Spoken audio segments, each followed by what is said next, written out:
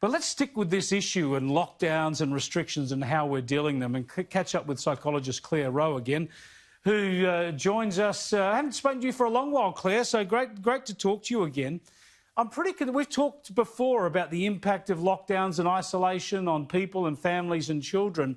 You must be very concerned about people in Melbourne in particular and Mitchell Shire who, having got through this once and sort of tasted a little bit of freedom, if you like, there's a weight off everyone's shoulders as we started to re-engage, to be forced back into that situation again. Yeah, thanks, Chris. I am. It doesn't take a rocket scientist to see that this pandemic is going to have very, I would say, severe effects on our mental health as a nation. I mean, you know, it's got everything that we know are red flags for deteriorating mental health. You know, that is a loss of routine, you know, job insecurity, housing insecurity, loss of relationships. Dare I say it, and I know that this may be a strange term to use, but I think going into a second lockdown, the novelty factor has well and truly worn off. So, I mean, I was even one for spruiking the positive effects of sometimes of families reconnecting during lockdown periods. There was a slower pace of life. People returned to the kitchen. You know, kids were getting time with families. There was some nice benefits to it. And now I see a lot of frustration, hopelessness, boredom, and quite frankly, kind of despair. And I think that worry now setting in, what happens every time we emerge from lockdown? I think there was that kind of jubilation of returning, of this is great, we've beaten this, and it's literally a step backwards for people thinking, oh dear, how are we going to just come in and out of lockdowns? Look, I think what you said makes enormous sense. We all know that first lockdown, there was a sort of an esprit de corps right across the country. People were all in this together. We'll lock down, we'll try and have some fun with it and have a joke about how it's all doing. But I'm not in Melbourne, but I've been in touch with a whole range of friends in Melbourne over the last week, all walks of life. And it's different for them this time. They feel frustrated, even angry that they're having to do with this. And also, of course, a great deal of uncertainty about, you know, what's next.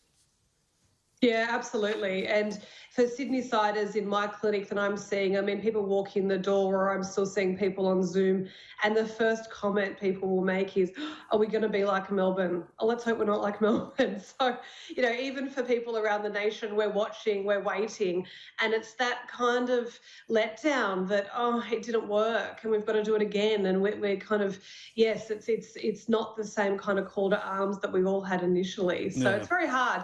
It's, you know, there's some emerging evidence now coming out of the UK of the effects on the rise of mental health conditions over there. And of course, they're a lot worse than us. But, you know, the number one thing adults are citing is worry about the future.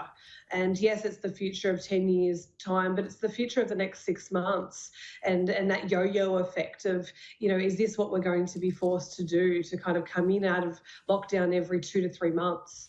Now, we've talked a lot about children's issues. You do a lot of work with children. Kids have been through remote learning and learning at home and all of that. They know that this experience is unusual. They know the disease is a threat. My experience with a lot of young kids, as you know, I've got young kids myself, is that they've got a pretty good attitude. They understand, you know, they don't think they're dealing with Ebola. They've been well educated about the risks here and the fact that they're in the clear. Tell us about what sort of anxiety issues you're seeing with kids and what parents should be doing, I suppose, parents and grandparents, to help kids get through all this. Chris, I have to say I've been really surprised at the lower rates than what would be expected of clinical ranges of anxiety with children during this. So the children I'm seeing who are really struggling certainly had pre-existing anxiety conditions that made them vulnerable to this before. They were already worried about illness, catching germs. They were already kind of obsessively hand washing. And those are kids that are absolutely going to be vulnerable in a state like this, where we've now got signs around every, you know, public place to wash their hands. So that they've gone backwards in their health conditions. But look, for the average child I'm seeing, they're actually dealing with it extremely well. Most of them are worried about, you know, having to go to school now for 10 weeks for term 3, and they're thinking, oh my goodness, that's going to be a long term compared to term 1 and 2. So they're thinking, oh my goodness, you know, how are we going to get through that?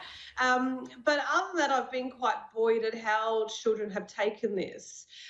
I think parents, you need to put things quite simply and say that this is something that we're all treating and these are the things that you can do, but otherwise we're maintaining our routine with schoolwork and etc.